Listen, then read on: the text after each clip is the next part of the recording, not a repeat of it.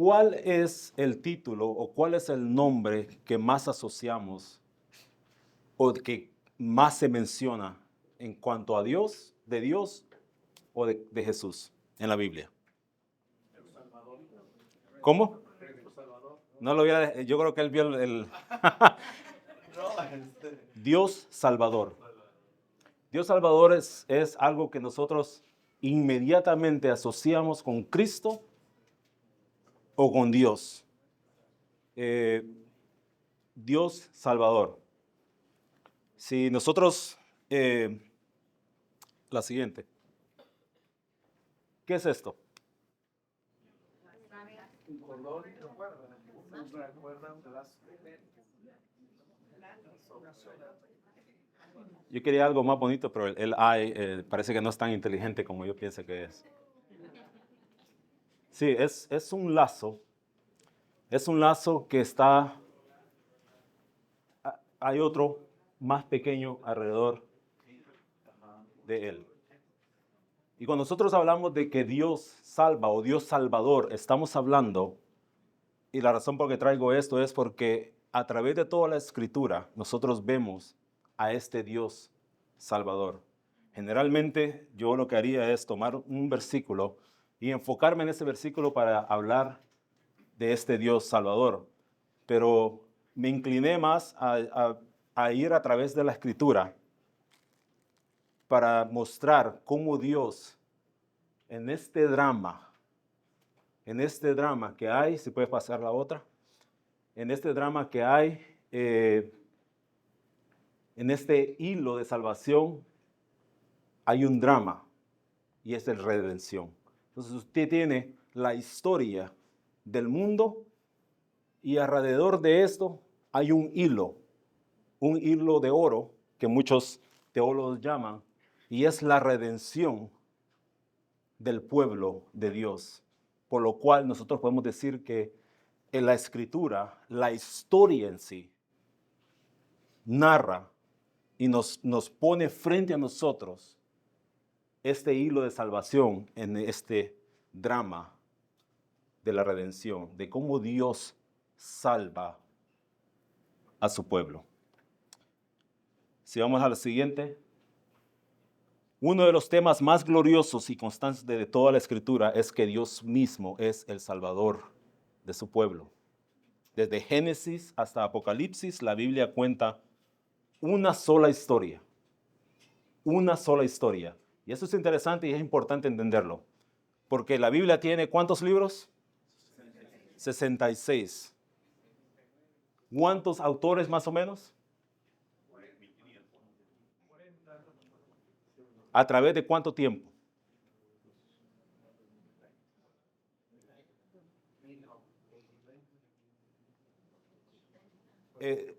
Sí, es como la historia, sí, más o menos. Pero esto está hablando de muchas historias, varios personajes, escribiendo en diferentes situaciones, diferentes países, diferentes contextos. Y estos 40 autores cuentan varias historias, pero en realidad es una historia. Es como un rompecabezas. Y no podemos separarlas o no debemos separarlas, porque en realidad están yendo a un solo lugar. Entonces, la Biblia cuenta una sola historia. Y la historia es que Dios está rescatando para sí un pueblo por su gracia y para su gloria. Dios, espero que veamos en esta mañana, Dios es el autor, el ejecutor y el consumador de esta salvación. Entonces nosotros propiamente podemos llamar y decir que Dios es el Salvador. Y como dije, es un título que nosotros todos conocemos. Lo primero que se le dice a las personas generalmente es que acepte al Señor Jesucristo como su Salvador personal. Pero es que la salvación no solo inicia en el Nuevo Testamento y no solo inicia con Cristo. La salvación en realidad inicia desde antes, mucho antes. La siguiente El primer punto es Dios promete la salvación. Nosotros vemos en Génesis capítulo 1 al capítulo 11 que Dios creó al hombre. Y lo creó ¿cómo? En comunión con Él. Había comunión entre Dios y el hombre. Pero ¿qué pasó? ¿Qué sucedió en esta comunión perfecta que había entre Dios y el hombre? ¿Cómo? El pecado. En este drama, a mí las películas que más me gustan son las de drama. Hay una de acción que está bien, pero es que las de acción es todo lo mismo siempre. Pero las películas de drama es así. Y así. Entonces, cuando usted va a dar la vuelta por aquí, no sabe qué se va a encontrar. Bueno, el drama de la redención es así. Un hombre perfecto, que todo debería estar bien. Comunión perfecta con Dios. Pero hacemos una curva y el hombre cae. Y tal vez como humanos decimos, se acabó todo. Se acabó todo. Pero no, sí, exacto. Pero no fue así.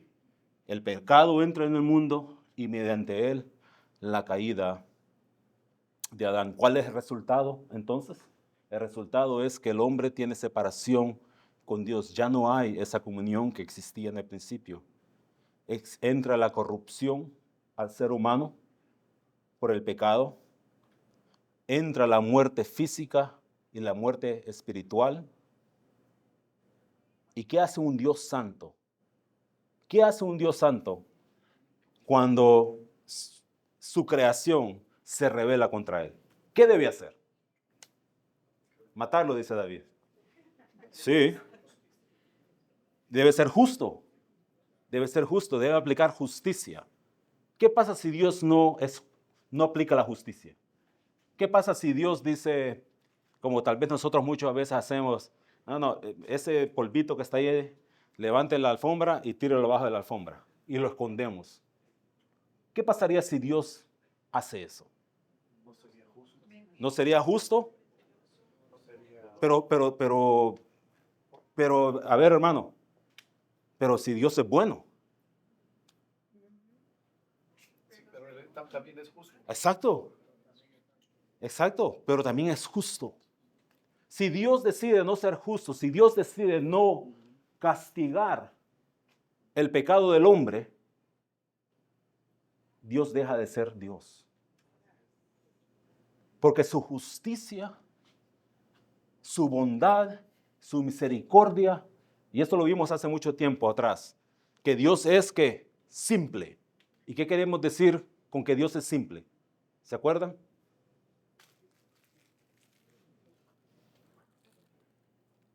¿Nadie? Pueden adivinar si quieren, está bien, para eso es la clase.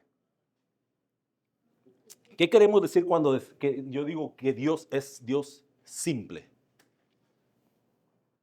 La aceidad, la simpleza de Dios.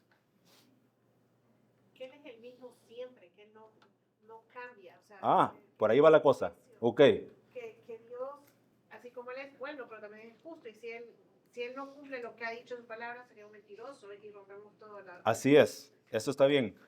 Ella dijo, hay ciertos componentes, ¿no? Vemos la gracia de Dios, vemos la justicia de Dios, vemos la bondad de Dios. Pero ¿qué pasa si yo le quito uno de esos a Dios? Está incompleto. Deja de ser Dios. Deja de ser Dios. Entonces la simpleza, cuando hablamos de la simpleza de Dios, lo que estamos diciendo es que Dios no es compuesto, no es un ser compuesto. Dios es enteramente 100% justo, enteramente 100% bueno, enteramente 100% misericordioso, y añádale todas las características o atributos de Dios ahí. Dios no está dividido. Él es 100% todas estas cosas. Es parte de su carácter. Por lo tanto, si Él deja de ser juicio divino al pecado, Él deja de ser Dios. Porque Dios es simple. Y es simple en el sentido de que Él no es un ser compuesto. Él es 100% todos sus atributos, todo el tiempo. Entonces, Romanos 5, versículo 12, por tanto como el pecado entró en el mundo por un hombre, y por el pecado la muerte. Y es desde aquí en Génesis que nosotros entendemos y empezamos a notar, o Dios nos anuncia, ¿qué? Salvación. Dios anuncia, dice, yo soy un Dios que salva. Y lo voy a empezar a demostrar. La siguiente, por favor. Y nos encontramos con la primera promesa de salvación, algo que los teólogos llaman protoevangelio. Y el hermano Josué creo que habló mucho de esto, si se acuerdan. Génesis 3:15. Si alguien lo tiene, rápidamente que lo lea. Génesis 3, capítulo 3, versículo 15.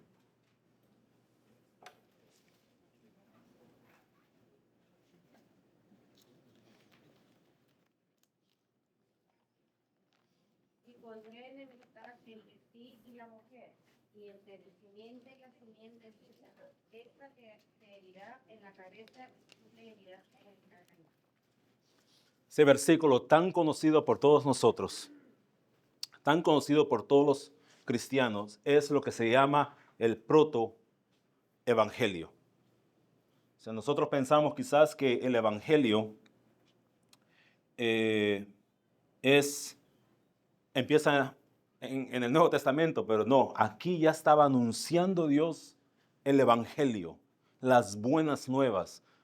Vendría salvación a los hombres para sacarlos de donde estaban sumidos, donde nosotros mismos nos metimos por nuestro pecado, como Adán, nuestro sustituto, el que nos representaba a nosotros.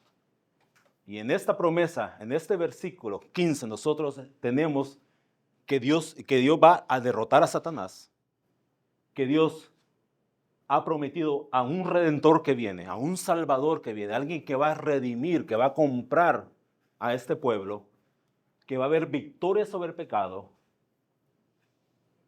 y que ¿quién toma la iniciativa? ¿Quién es el salvador? ¿El hombre? ¿Quién es el héroe aquí?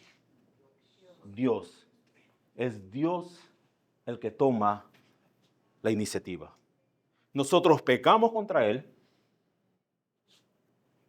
y Él debe ser justo, sí, pero Él dice, yo prometo una cosa, yo voy a redimir a este pueblo. Yo voy a redimir a este pueblo. Y nosotros en este drama podemos pensar, wow, qué rápido se olvidó Dios de la justicia, qué rápido se olvidó Dios de castigar el pecado.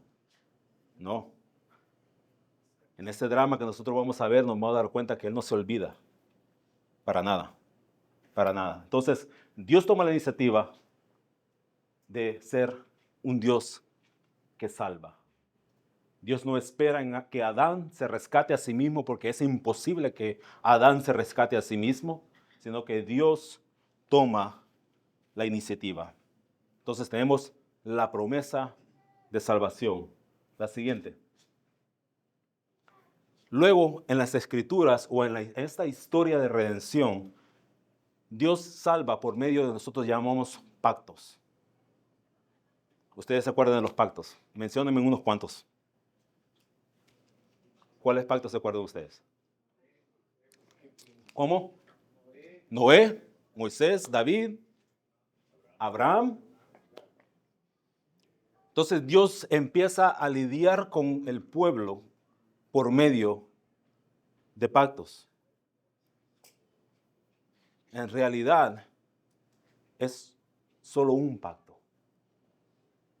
Si queremos ser un poco más, hay dos. El de obras, que duró así, poquito. Porque Adán no aguantó nada. Y luego el de gracia. Aquel pacto que Dios dijo, yo voy a salvar. Yo voy a tomar la iniciativa, yo voy a salvar. Un solo pacto de gracia en varias o muchas administraciones o dispensaciones, como algunos las llaman. La historia avanza por medio de pactos, pero es un solo pacto de gracia que se despliega a lo largo de toda la historia, de este drama, Dios obrando ese hilo de redención alrededor de la historia y Dios obrando. Cuando usted ve que Israel peca, que Israel casi es eliminado, ¿quién aparece? Dios. Cuando ya faltan, no habemos más, dicen algunos de siervos de Dios, y Dios dice, tranquilo, aparece siempre Dios, preservando a su pueblo. El más significativo quizás de esto, no, olvide esa palabra, todos son importantes, pero yo creo que donde nos podemos anclar es en el siguiente, en el pacto de Abraham. El pacto que Dios hace con Abraham. Y aquí están las citas bíblicas. Alguien que lea Génesis 12 del 1 al 3. No vamos a leer todas las citas porque si no, no salimos. Pero estas creo que son importantes. Génesis 15, lléveselo para la casa y lo lee todo en casa. Pero Génesis 12 del 1 al 3, también alguien que busque Gálatas capítulo 3, versículo 8. Pero Jehová había dicho a Abraham, vete de tu tierra y de tu parentela, de la casa de tu padre, a la tierra que te mostraré. Y haré de ti una nación grande y te bendeciré, y engrandeceré tu nombre y te daré bendición. Bendeciré a los que te bendijeren, y a los que te maldijeren, maldiciré. Y serán benditas en ti todas las familias de la tierra. Gracias. ¿Qué dice Gálatas capítulo 3, versículo 8? Y la Escritura, previendo que Dios había de justificar por la fe a los gentiles, dio de antemano la buena nueva de Abraham, diciendo, en ti serán benditas todas las naciones. Las buenas nuevas son dadas a Abraham. El pacto Dios lo hace con Abraham. Sal de aquí y yo te voy a dar una descendencia. Yo te voy a dar una tierra y yo voy a bendecir a todas las naciones por medio de ti. Ese es el pacto. Yo te voy a dar descendencia. Yo te voy a dar una tierra. Yo voy a bendecir a las naciones por medio de ti. Y no vamos a leer todo el capítulo 15 de Génesis, pero hay algo muy importante en el capítulo 15 de Génesis, y es donde nosotros podemos decir que Dios, yo sé que está muy pequeñito esto, pero en mi pantalla se veía grande. Dios garantiza la promesa. Lo que Dios promete, Él lo garantiza. Y si usted va en el capítulo 15 de Génesis, cuando Dios está por hacer este pacto, por formalizar, por decirlo de una manera, este pacto, sucede algo. Dios garantiza este pacto, pero sucede algo, y lo puede leer en el 15, también en el capítulo 17. Y es que dice la Escritura que Dios pone sobre Abraham un sueño profundo. Ya está todo listo. Tienen el fuego, tienen el animal, ya está cortado el animal y todo. Y Abraham se duerme, o Dios lo duerme. Y pasa, o sea, en un pacto se hacía, el animal se cortaba en mitad y se ponía ahí. Entonces las dos partes generalmente en un pacto pasaban en medio de los animales. Y lo que estaban diciendo con eso es, si tú no haces lo que dices que vas a hacer, si yo no hago lo que yo digo hacer, que nos pase lo que está este animal. O sea, que nos partan en mitad si yo no cumplo mi lado del pacto. Y eran las dos partes que caminaban por medio de ese animal. Pero Dios, con Abraham, dice que le hace caer y se duerme. Y el único que pasa en medio de ese animal para confirmar el pacto es Dios. Abraham no tiene nada que hacer aquí. El que da el pacto, el que se va a asegurar por su mismo nombre de que se cumpla, es Dios. Es un Dios salvador. Él da la promesa y ahora la redención avanza por medio de pactos. Y el primero de ellos, o el más significativo, es el pacto con Abraham, donde él le promete una descendencia, le promete tierra y le dice, tú vas a ser la bendición para todas las naciones. Luego nosotros, a través de la Biblia, nos encontramos ahora en Éxodo. Nos encontramos en Éxodo con una imagen de salvación. Y esa es una imagen poderosa. Poderosa. Éxodo capítulo 15, versículo 2. Jehová es mi fortaleza y mi cántico, y ha sido mi salvación. Cuando Israel estaba en Egipto como prisioneros, ¿quiénes se liberan?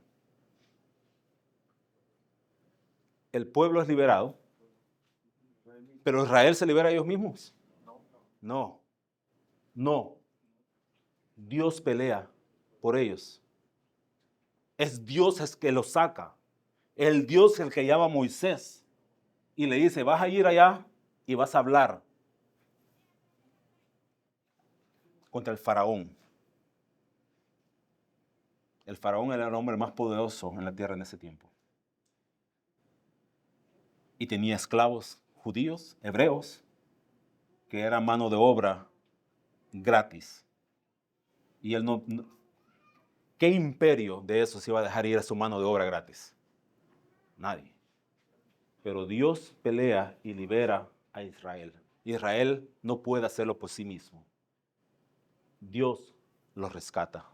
Y nosotros vemos la historia de Éxodo, como Dios los saca de Egipto, como Dios abre el mar, los pasa, mata a sus enemigos y les dice, ustedes van a seguir aquí a la tierra que yo prometí. ¿A quién? ¿A quién le prometió la tierra? A Abraham, en el pacto que él había hecho. La promesa, el pacto, y esa es una imagen de esa salvación. Solo porque estaban en Egipto por tantos años no quiere decir que yo me he olvidado, dice Dios, de lo que yo prometí. Yo lo voy a cumplir.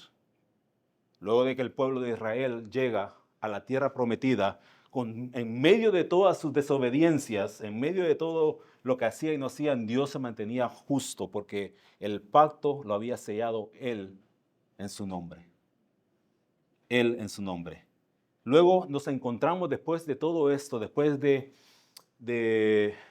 Moisés, después de Josué, nos encontramos con jueces y con reyes. ¿Puedes pasar la próxima, por favor? Con jueces y con reyes. Si ustedes se acuerdan, el libro de los jueces, ¿qué era algo que nosotros veíamos, que se ve constantemente en los jueces?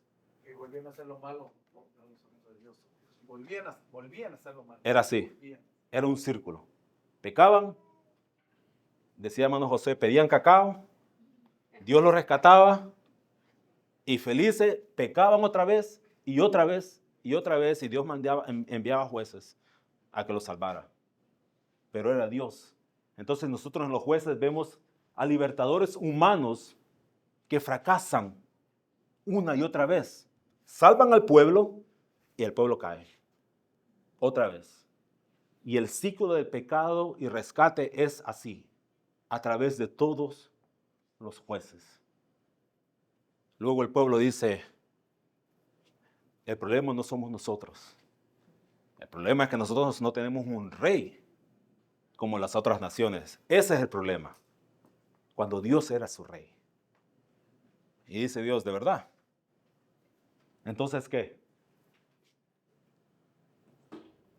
Le voy a dar un rey. Le voy a dar rey. Y entramos en Primera y Segunda Reyes. Siendo el primer rey, ¿quién? Saúl. Y yo creo que nuestro hermano Josué pasó predicando a los reyes por varios tiempos. En su mayoría los reyes eran malvados. Malvados. Tenemos como prototipo quizás a David y a Salomón. A David y a Salomón que apuntan al rey perfecto. Grandes, pero con fallos profundos. David. ¿Qué podemos decir de David? ¿Qué le dijo Dios a David? ¿Por qué no puedes construir tú el templo? tus manos están llenas, eres un sanguinario. David, aquel que los salmos y la escritura dicen que era conforme al corazón de Dios, es el que vio una mujer bañándose y no le importó de que era de uno de sus soldados, de sus generales. Un hombre que cuando David lo mandó a llamar porque había cometido pecado con la mujer de él, y para tratar de cubrir el pecado, tráiganlo. El hombre dijo no. Y el hombre durmió, ¿a dónde? A la puerta. Él dijo, yo no me voy para mi casa. Yo me debo a mi rey. Y el David, tan pecaminoso como nosotros, ¿qué hizo David? ¿Qué dijo David que hicieran con él? Póngalo al frente de la batalla, donde seguramente va a morir. Eso era David. El pueblo quería un rey. Y Salomón. Seguramente Salomón iba a ser mejor que David, ¿no? ¿Cuántas mujeres tenía Salomón? Esposas tenía ¿cuántas? ¿Y concubinas? Es una cosa increíble. Sentía que le faltaba más. O sea, era un hombre dado a sus pasiones. Si nosotros como esposos ya con una ya... O sea, pedimos, déjenme tranquilo un ratito, ya solo, ya en la esquina. Imagínense a un hombre con 700 y 300...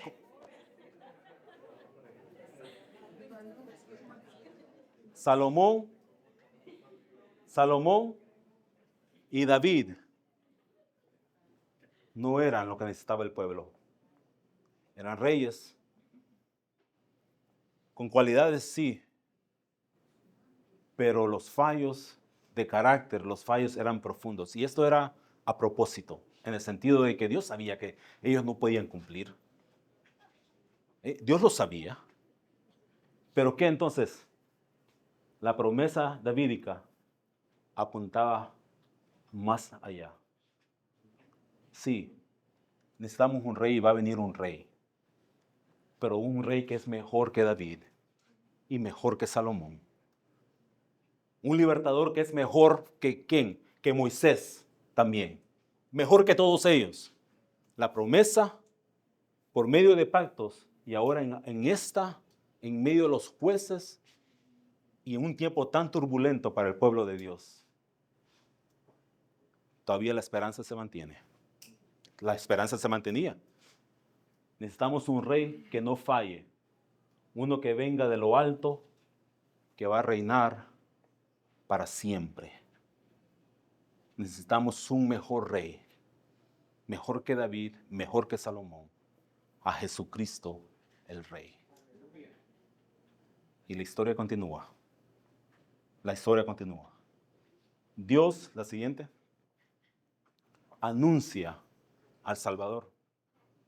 Dios anuncia al Salvador por medio de sus profetas. Dios por medio de sus profetas profundiza la esperanza, o sea, la hace al pueblo decir, sí necesitamos a alguien que nos saque de aquí, que nos salve. Tenemos a Isaías, Daniel, Jeremías, Miqueas, Ezequiel, los profetas. La siguiente. Isaías 35:4. Decid a los de corazón apocado. ¿Qué está diciendo ahí? Corazón apocado. Ya están sin fuerzas. Ya están derrotados. Esforzaos, no temáis. He aquí que vuestro Dios viene con retribución. Dios mismo vendrá y os salvará. Dios mismo. No los reyes, no Moisés, no los ángeles. Dios mismo vendrá. Y este era el mensaje de los profetas en el Antiguo Testamento, una y otra vez. El juicio viene, pero Dios salva. El juicio viene, pero Dios viene y salva. Pero el juicio, pero Dios viene. La gran expectativa era no otro David, no otro Salomón, sino Dios mismo descendiendo a salvar a su pueblo. Como dije, no un ángel, no un profeta, no un rey humano, Dios mismo.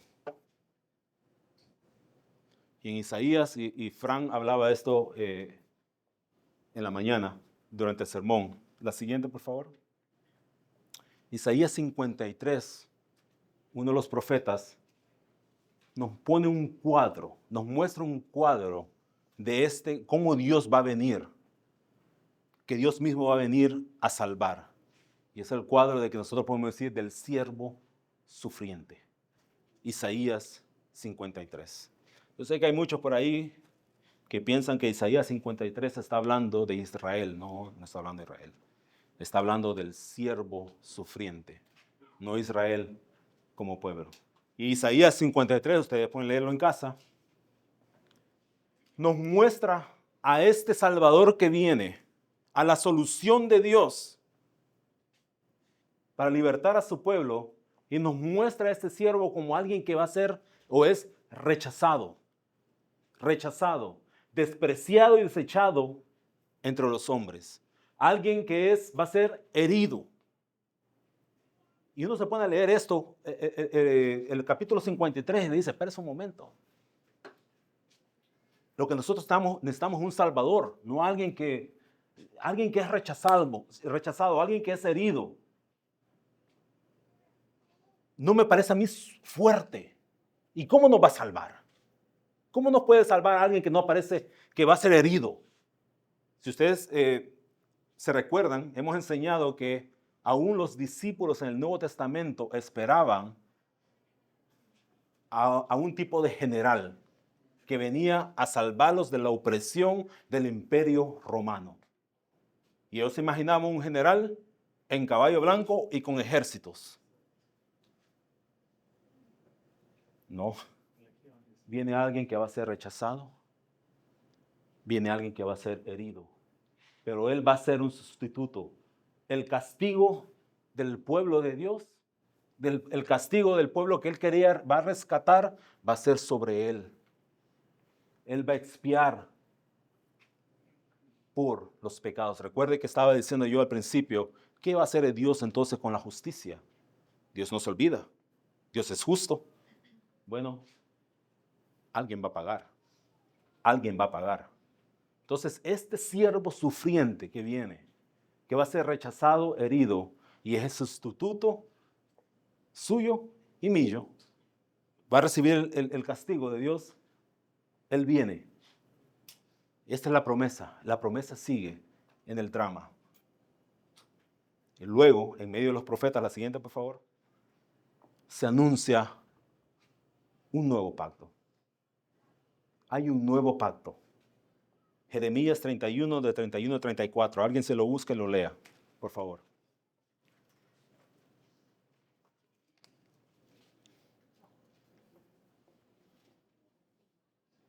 He aquí que vienen días, dice Jehová, de los cuales haré nuevo pacto con la casa de Israel y con la casa de Judá.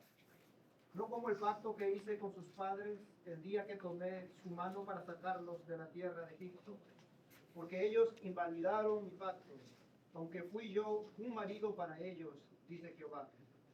Pero este es el pacto que haré con la casa de Israel después de aquellos días, dice Jehová. Daré mi ley en su mente y la escribiré en su corazón. Yo seré a ellos por Dios y ellos me serán por pueblo. Amén. Un nuevo pacto, dice Jeremías. Un nuevo pacto donde hay perdón de pecados. No más me acordaré de sus iniquidades. Donde Dios da un corazón nuevo para quitar el corazón de piedra. La ley es escrita en el corazón, no en la piedra, como los 10 mandamientos. Conocimiento verdadero. Dice, me conocerán desde el menor hasta el mayor. Sí, hermano. Desde 4 dice, y no enseñará más uno a su prójimo, y ninguno a su hermano, diciendo, conoce a Jehová, porque todos le conocerán, desde el más pequeño de ellos hasta el más grande, dice Jehová, porque perdonaré la maldad de ellos y no me acordaré más de su pecado. Gracias. Un mejor pacto basado en mejores promesas. Luego, ¿qué pasa? Dios dice, yo no voy a enviar más. Hay un nuevo pacto. Y recuerda lo que dijimos, Dios mismo iba a bajar a salvar. Dios mismo. Dios se hace hombre para salvar. Dios se hace uno de nosotros para salvar. Mateo 1:21 dice, ¿qué dice? ¿Y amarás? Creo que dice. ¿Qué dice? Si usted va a Mateo capítulo 1:21. El nombre Jesús, ¿por qué? Porque Él salvará a su pueblo de sus pecados. Jesús significa Jehová salva.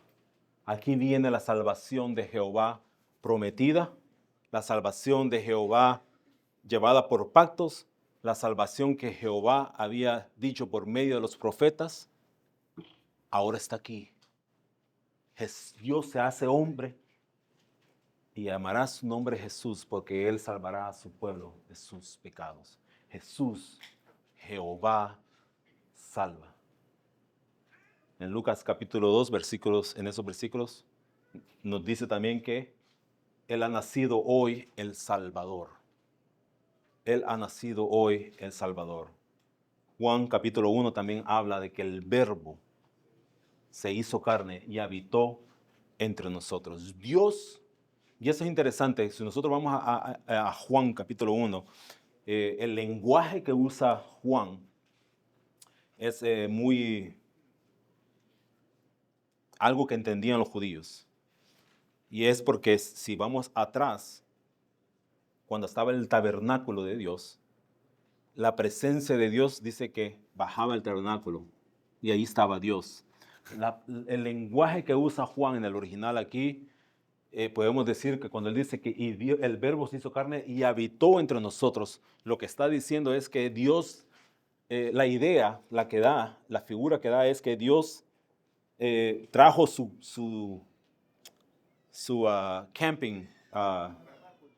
Sí, pero cuando nosotros vamos a acampar, que yo no voy a acampar, su tienda de campaña, Dios trajo su tienda de campaña, la pone y habita en ella, entre nosotros. Esa es la idea, de que Dios no está alejado, no. Él vino, y se quedó allí. Eso es, el Verbo se hizo carne y habitó entre nosotros. La promesa de que Dios iba a traer salvación y que iba a ser Él mismo el que iba a bajar. Juan 1 dice, Él habitó entre nosotros. Él está entre nosotros. Y es Jesús. Viene Jesús, la próxima por favor. El que cumple todas las promesas. Lo que las Escrituras habían anunciado y venían anunciando y prometiendo, su cumplimiento se encuentra en Jesús. Él es el segundo Adán. El primer Adán fue el que nos metió donde nosotros estamos. El que falló. Bueno, Él es el segundo Adán que no falla. Él es la simiente que se le prometió a Abraham. Él es la simiente prometida. Él es el por medio de quien todas las naciones iban a ser bendecidas. Él es el Cordero de la Pascua, el que iba a pagar el pecado, el sustituto. Él es mejor libertador que Moisés. Hebreos. Él es mejor rey que David. Él es el rey. Él es el mediador de este nuevo pacto que Dios había prometido. Siguiente. Esa, gracias. ¿Y a dónde sucede todo esto? ¿Cuál es el centro de todo esto? La cruz. La cruz. Aquel siervo sufriente de que hablaba Isaías 53, de que él iba a vencer, aunque iba a ser herido, maltratado, despreciado, pero él iba a vencer, él vence aquí. Interesante, interesante. Nosotros esperábamos, o bueno, ellos esperaban a alguien más fuerte que todos los romanos puestos juntos, que nos va a dar libertad, decía. Pero no, el que viene a sufrir y viene a dar libertad por medio de la cruz. No hace sentido esto. ¿Cómo es posible? ¿Ustedes se recuerdan cuando estaban en el huerto Jesús y sus discípulos y llegan los soldados? Y una de las cosas que Jesús dice es, cuando le corta la oreja, y luego le dice, no, ¿qué dice Jesús en una parte de esas? Él podría llamar aquí a legiones de ángeles y destruir absolutamente todo. Si un ángel, ¿se acuerdan ustedes un ángel contra los asirios? Un ángel mató a ¿cuántos? 186,000 soldados. Uno. Y él dice, yo puedo llamar a legiones. Pero es que el plan no era eso. En el drama de la redención, el plan es que el que venía a libertar, el libertador, este mejor rey, este mejor libertador que Moisés, lo iba a hacer por medio de la cruz. Y la cruz en el Nuevo Testamento, en el tiempo del primer siglo romano, era donde ponían a todos los criminales y los que no eran deseados. Y por eso, ¿cómo es esto posible? Si nosotros esperamos a alguien más fuerte que los romanos, y tú nos vas a dar libertad en una cruz. Sí. Ustedes pueden leer las citas bíblicas, porque quiero terminar temprano. Pero es en la cruz donde Dios satisface la justicia divina. ¿Se acuerdan? Dios no se olvidó. Dios no la escondió. Él dijo, yo voy a proveer y mi justicia va a estar ahí. Se va a cumplir. Se va a cumplir. Y es aquí en la cruz donde satisface la justicia divina. Es aquí en la cruz donde la ira que usted y yo nos merecíamos, nuestro sustituto, el Cordero, la lleva. Es en esa cruz que la deuda del pecado es totalmente pagada. Es totalmente pagada. 2 Corintios capítulo 5, versículo 21. Al que no conoció pecado, por nosotros lo hizo pecado. Él iba a dar libertad por medio de la cruz. Es el Dios que salva. La siguiente, por favor. Y si eso fuera poco, no solo Dios promete, lo lleva a través de todo este drama, la desobediencia de su pueblo, la maldad de los hombres, y Él la mantiene, la anuncia que viene alguien mejor, llega hasta el mejor, cancela toda deuda de nosotros en la cruz con Cristo. No solo hace eso, sino que Él toma eso y lo aplica a su pueblo. El Espíritu Santo aplica la obra de Cristo, la obra en la cruz, su vida perfecta y su muerte en sacrificio por todos, de Cristo, por sus hijos, en el corazón de cada creyente. No sé si pueden leer aquí abajo, pero ahí dice Ordo Salutis, el orden de la salvación. Y el orden de la salvación es la regeneración, o sea, Él regenera el corazón, Él te convierte, Él te justifica, Él te adopta, Él te santifica y Él te va a glorificar. Dios hace absolutamente todo. La salvación es por gracia. Es por gracia. Efesios capítulo 2, versículos 8 y versículo 9. Porque por gracia sois salvos por medio de la fe, y esto no de vosotros, pues es don de Dios y no es por obras. Solo gracia, sola fe, solo Cristo. El Salvador prometido había cumplido. Y la salvación es una salvación, la siguiente, una salvación soberana. Esta salvación que Dios consigue por la cruz de Cristo es aplicada y es dada. Y encontramos esta que se llama esta cadena de oro. Y ustedes pueden leerlo en Romanos capítulo 8, versículos 29 y 30. Jonás 2:9 dice: la salvación es del Señor, correctamente. Nosotros somos participantes, estamos ahí, solo recibiendo, prácticamente. Pero Él predestina, Él llama, Él justifica y Él promete glorificar a todos aquellos que Él ha salvado. La siguiente. Un pueblo de todas las naciones. ¿Se recuerdan ahí atrás? La promesa o el pacto con Abraham le dijo que ¿qué? En ti serán ¿qué? No solo Israel, ¿verdad? Todas las naciones. Todas las naciones van a ser benditas por esta simiente que viene de ti. Apocalipsis 5, 9. Y cantaba un nuevo cántico diciendo: digno eres de tomar el libro y de abrir sus sellos, porque tú fuiste inmolado, el cordero, inmolado, y con tu sangre nos has redimido para Dios de todo linaje, de toda lengua y pueblo y nación. Para todos. La promesa a Abraham se cumple en Cristo. Y como dijimos, Dios también va a consumar la salvación. O sea, Él la promete, Él la alcanza, la aplica y la va a llevar a su fin.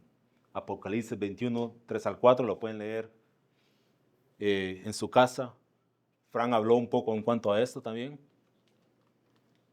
Allí habrá, bueno, alguien que lo lea. Apocalipsis 21, versículos 3 y 4, porque ya terminamos. Mire, 15 minutos temprano lo voy a sacar.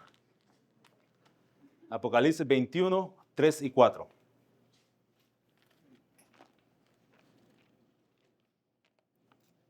Y oí una gran voz del cielo que decía: he aquí el tabernáculo de Dios con los hombres, y Él morará con ellos, y ellos serán su pueblo, y Dios mismo estará con ellos como su Dios. Enjugará Dios todas las lágrimas de los ojos de ellos, y ya no habrá muerte, ni habrá más llanto, ni clamor, ni dolor, porque las primeras cosas pasaron. Amén.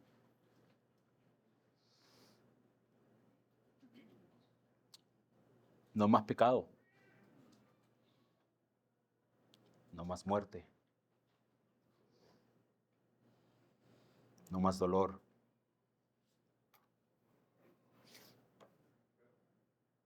Con lo malo que somos.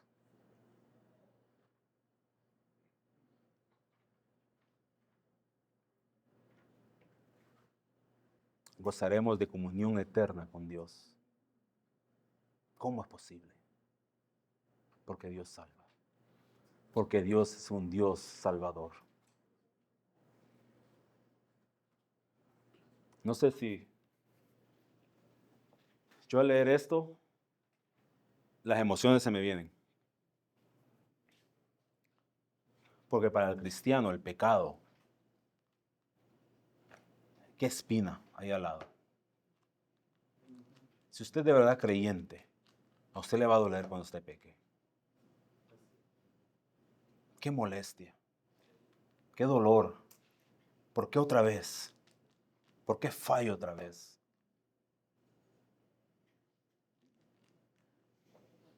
Dios dice: yo te perdono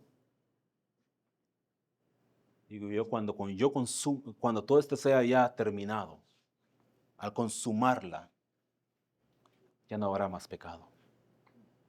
Aquello que te separa de mí no más va a existir. Se acabará. La culpa que a veces sentimos desaparecerá. No habrá más. Y Dios ya nos perdonó, es verdad. Pero vivimos con eso y nos caemos y nos levantamos. Él en su gracia nos perdona.